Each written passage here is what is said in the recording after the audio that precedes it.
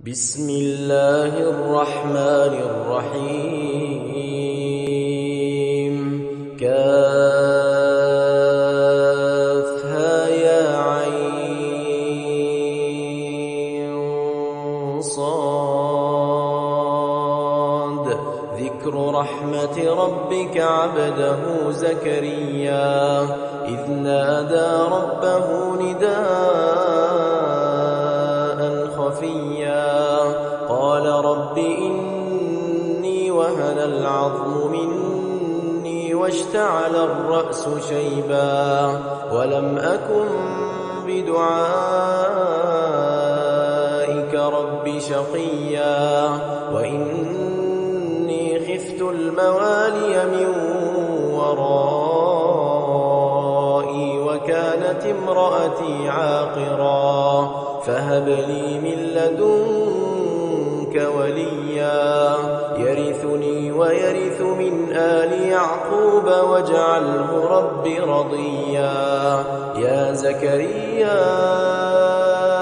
إنا نبشرك بغلام اسمه يحيى لم نجعل له من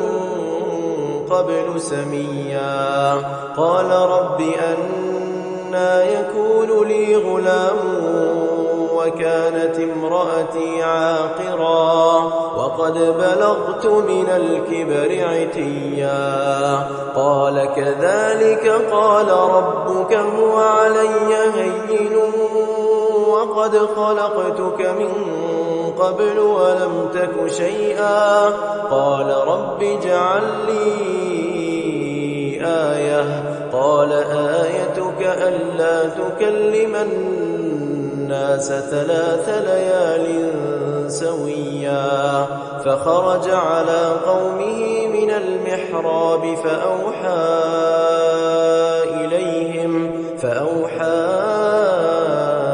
إليهم أن سبحوا بكرة وعشيا يا يحيى خذ الكتاب بقوة وآتيناه الحكم صبيا وحنانا من لدنا وزكاة وكان تقيا وبرا بوالديه ولم يكن جبارا عصيا وسلام عليه يوم ولد ويوم يموت ويوم يبعث حيا واذكر في الكتاب مريم إذ انتبذت من أهلها مكانا شرقيا فاتخذت من دونهم حجابا فأرسلنا إليها روحنا فتمثل لها بشرا سويا قالت إني أعوذ بالرحمن منك إن كنت تقيا قال إنما أنا رسول ربك لأهب لك غلاما زكيا قالت أنى يكون لي غلام ولم يمسسني بشر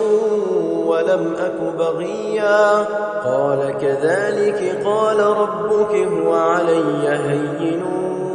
ولنجعله آية للناس ورحمة منا وكان أمرا مقضيا فحملته فانتبذت به مكانا قصيا فأجاءها المخاض إلى جذع النخلة قالت يا ليتني مت قبل هذا وكنت نسيا منسيا فناداها من تحتها ألا تحزني قد جعل ربك تحتك سريا وهزي إليك بجذع النخلة تساقط عليك رطبا جنيا فكلي واشربي وقري عينا فإما ترين من البشر أحدا فقولي إني نذرت للرحمن صوما فلن أكلم اليوم إنسيا فأتت به قومها تحمله قالوا يا مريم لقد جئت شيئا فريا يا أخت هارون ما كان أبوك امرأ سوء وما كانت أمك بغيا فأشارت إليه قالوا كيف نكلم من